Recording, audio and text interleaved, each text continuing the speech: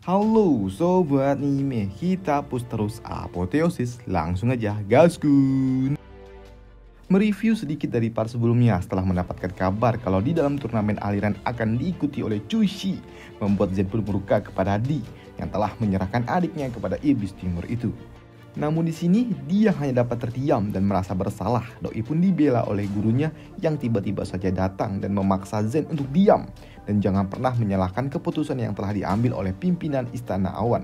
Karena tidak etis bagi seorang murid berani-beraninya memaki seorang pimpinan aliran. Si nenek ini juga mengatakan kalau dalam event itu akan diikuti oleh Miaolin yang merupakan salah satu gadis milik Chushi yang memiliki tubuh feminim galaksi. Dan jika Zen ingin melindungi adiknya dari adegan EWW yang brutal yang telah direncanakan oleh Chushi, maka satu-satunya cara Zen harus membunuh Miaolin dalam event pertarungan itu. Dan itu membuka mata Zen kalau ini adalah satu-satunya cara agar dirinya dapat mengulur waktu, agar dirinya dapat menjadi lebih kuat lagi sebelum dirinya harus bertarung langsung dengan Chushi yang merupakan salah satu master terkuat di daratan. Setelah melalui berbagai macam tes seleksi event itu dan juga beberapa pelatihan yang diberikan oleh True Dragon ke-7, di sini Zen pun siap untuk mengikuti event pertarungan. Namun kampretnya Zen yang datang untuk mengikuti event pertarungan itu, Doi pun sempat terhambat di pintu masuk sebab salah seorang penjaga pun tidak mempercayai Zen bakal ikut dalam pertarungan. Mengingat level kultivasi Zen itu sangatlah rendah dan mustahil jika ia harus bertarung. Di sini si penjaga yang memanggil Kang Pukul untuk segera mengusir Zen, memaksa Zen pun harus bersikap keras dengan cara menghindari serangan yang dilepaskan oleh tukang pukul itu dan bergerak dengan sangat cepat ke arah belakangnya, sembari mengancam akan memenggal kepala orang ini jika mereka terus-terusan memprovokasi dirinya. Namun melihat Zen yang cukup jago dan juga ancaman Zen soal aliansi bisnis yang seharusnya memperkerjakan orang yang sangat-sangat sopan dan juga tidak arogan, membuat para penjaga ini pun langsung diam. Dan pada akhirnya mereka pun mengizinkan Zen untuk masuk setelah Zen memberikan token tanda pengenal peserta event pertarungan. Dan ketika Zen masuk ke dalam arena tunggu di tempat para petarung, Doi pun melihat ternyata cukup banyak para bang jago yang ada di tempat ini. Dan lagi-lagi Zen pun yang memiliki kultivasi sangat rendah, Doi pun selalu saja direndahkan oleh para kampret-kampret yang ada di tempat ini. Bahkan di tempat ini juga Zen pun sempat kembali bertemu dengan orang-orang yang telah membayar dirinya saat tes seleksi beberapa waktu lalu. Dan tak lama setelahnya tiba-tiba saja muncullah seorang panitia yang mengumumkan kalau seluruh peserta dipersilakan untuk masuk ke dalam arena pertarungan. Dan bersamaan dengan itu juga kini muncullah para pimpinan aliran besar yang ada di daratan, mulai dari 4 aliran besar hingga kemunculan para kultivator independen. Dan yang menariknya dan menarik perhatian Zen adalah kemunculan Chushi beserta wanita-wanitanya yang memiliki tubuh feminim galaksi. Dan di antara para wanita itu ada adiknya Zen, yaitu Luo Yan. Dalam kondisi yang penuh emosi, di sini Zen pun mencoba untuk berbicara dengan adiknya melalui telepati. Tapi sayangnya di sini naga hijau pun meminta Zen untuk tenang. Karena saat ini Luo Yan tidak dapat mendengar suara siapapun dari luar sana. Karena saat ini 6 indranya telah disegel dan itu juga tidak berbahaya untuk keselamatannya. Naga hijau juga mengatakan dengan menyegel 6 indranya dan juga ditambahkan dengan suatu teknik khusus tertentu, itu akan meningkatkan level kultivasi Luo Yan yang akan berkembang dengan sangat-sangat cepat. Tapi yang menjadi permasalahannya, jika kultivasi Luo Yan telah mencapai tingkat pil alam dewa, maka hari di mana Luo Yan bakal diewew akan segera semakin dekat. Namun yang menjadi permasalahan utamanya saat ini ternyata si kampret Chushi telah menemukan satu orang gadis lainnya yang memiliki tubuh feminim galaksi juga. Dan pada akhirnya hal itu pun memaksa Zen, mau tidak mau ia harus membunuh Miaolin dalam pertarungan kali ini. Dan di sisi lain, karena aliansi bisnis ini sangat kejam, mereka pun membawa para tahanan kelas berat ke arah area pertarungan. Bukan untuk dipermalukan ataupun dihukum, tapi di sini dengan sekali BAM, gendang itu dipetik, para tahanan pun langsung kurus kering. Dan ternyata ketika gendang itu dibunyikan, maka energi kehidupan yang ada di tubuh para penjahat itu pun langsung diserap dan juga dibagikan kepada seluruh penonton event pertarungan itu, yang membuat para penonton kini mendapatkan giveaway umur panjang. Dan untuk para tahanan sendiri, mereka semua langsung tewas karena energi kehidupan yang telah diserap. Setelah itu semua, kini salah satu pimpinan dari aliansi bisnis juga berujar kalau saat ini lampu teplok ke-9 telah ditemukan. Namun untuk pemiliknya ternyata masih belum diketahui. Dan bagi pemilik lampu ke-9, maka ia bisa menghidupkannya nanti saat festival lampu dan mungkin saja akan membimbing mereka untuk menuju suatu tempat atau dungeon yang misterius. Dan jika kalian bingung maksudnya lampu apa, kalian bisa lihat di part ke-13 atau part 14 lah. Lampu yang ditemukan oleh Zen dan juga di dalam suatu dungeon. Dan ngomong-ngomong soal lampu itu, di sini Chushi pun juga mengumumkan kalau dirinya memiliki salah satu dari 9 lampu itu. Dan silakan saja, bagi siapapun yang ingin merebutnya, maka sini lawan aku. Namun di sela-sela ucapan itu, Doi pun juga merasakan ada suatu niat membunuh yang sangat kuat yang diarahkan kepada dirinya.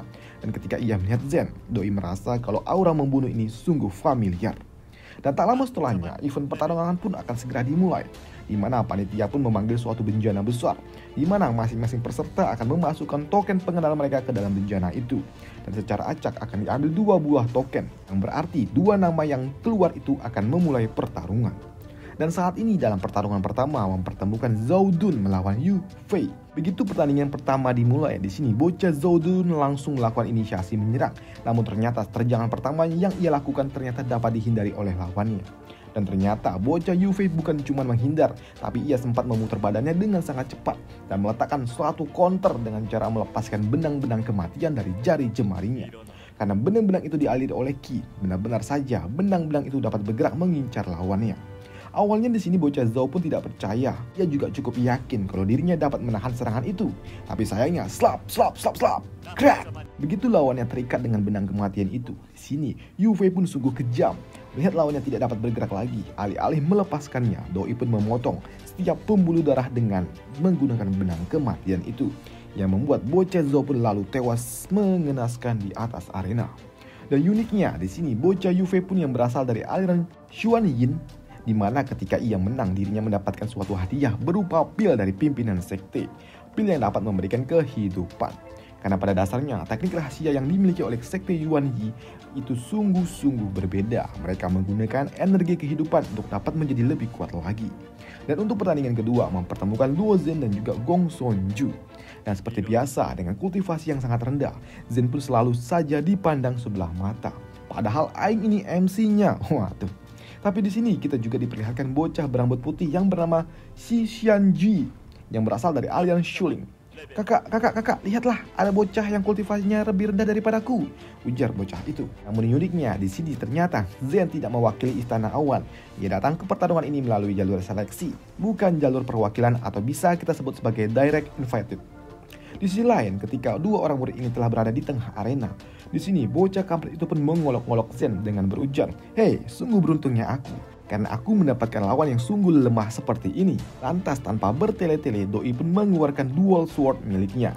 Melihat Zen sungguh tenang membuat bocah ini pun sedikit kesal dan langsung melakukan inisiasi menyerang. Namun tebasan demi tebasan yang dilepaskan oleh bocah kampret itu ternyata dapat dihindari oleh Zen dengan cara sangat-sangat mudah, seolah-olah Zen pun bernari-nari di atas arena. Hingga pada akhirnya Zen pun yang terus-terusan menari dan juga menghindari, sampai-sampai ia harus terpojok di batas arena. Dan melihat Zen tidak dapat kabur lagi, lantas bocah kampret itu pun berencana untuk menebas Zen menjadi 2 bagian dengan whoosh, celing, buah. Di sini Zen pun dapat menahan serangan si bocah kampret itu. Dan hal yang mengejutkan terjadi ketika Zen menghancurkan pedang si bocah itu dengan menggunakan 2 tangannya saja. Dan diakhiri dengan tinjuan tepat di ulu hati lawannya dan buah, membuat bocah itu pun tergelepak di tengah arena, yang memastikan Zen pun melangkah ke babak selanjutnya. Dan sesuai dengan peraturan, di sini Zen pun berhak mendapatkan suatu token hadiah, di mana ketika ia mengambil token hadiah itu ternyata tertulis bebas tanding, yang artinya Zen pun berhak untuk di babak selanjutnya untuk dapat menerima ataupun menolak pertarungan sebanyak 1 kali kesempatan. Namun melihat itu, di sini Zen pun lebih mengharapkan token menantang, di mana dirinya ingin segera membunuh Miaolin demi untuk dapat menyelamatkan adiknya. Setelah pertarungan itu, di sini Di pun memanggil Zen untuk kembali duduk bersama dirinya di bangku VVIP milik Istana Awan. Tapi di sini Zen pun menolaknya karena ia merasa kalau dirinya ada di tempat ini bukan mewakili Istana Awan, tapi mewakili dirinya sendiri. Karena Doi datang ke tempat ini melalui jalur seleksi. Dan untuk pertarungan selanjutnya mempertemukan murid Istana Awan dengan murid dari aliran Shuling. Dan untuk perwakilan dari aliran Shuling ternyata yang bertarung adalah senior dari si bocah berambut putih.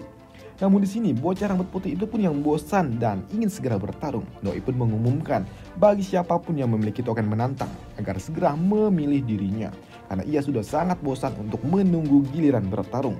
Dan ternyata itu berhasil menotis Chun Yun yang merupakan anak dari Chu Shi. Namun sayangnya di sini tensi yang telah tinggi itu dihentikan oleh pimpinan aliran Shulin yang meminta bocah rambut putih ini untuk diam dan jangan banyak bacot. Dan untuk di arena sendiri saat ini ternyata dua bocah itu sama-sama memiliki kekuatan kultivasi petir. Mereka berdua sama-sama mengadu petir siapa yang paling kuat di antara mereka.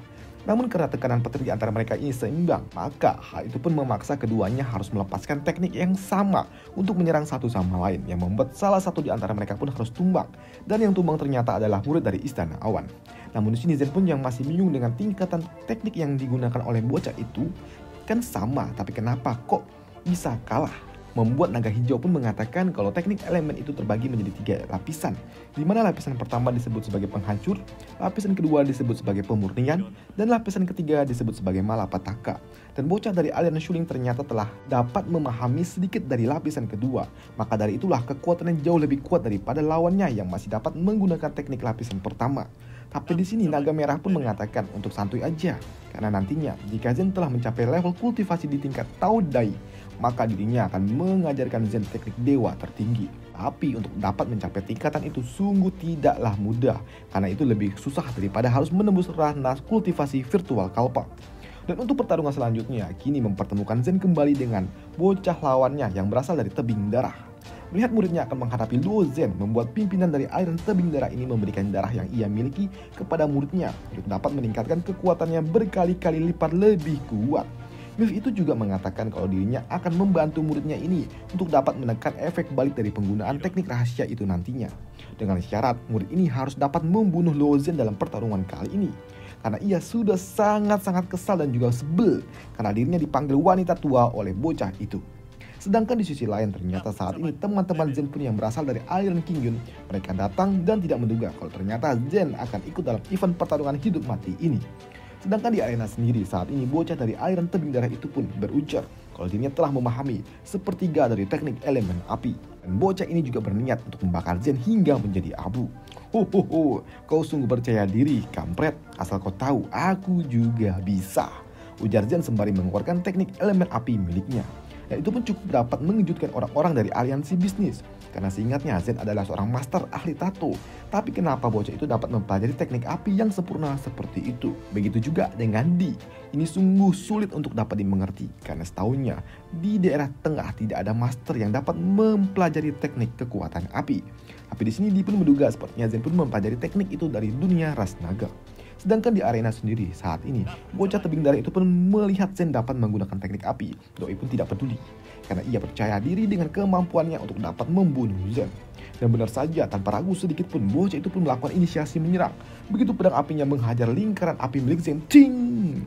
Api yang ada di pedangnya pun lalu lenyap seketika.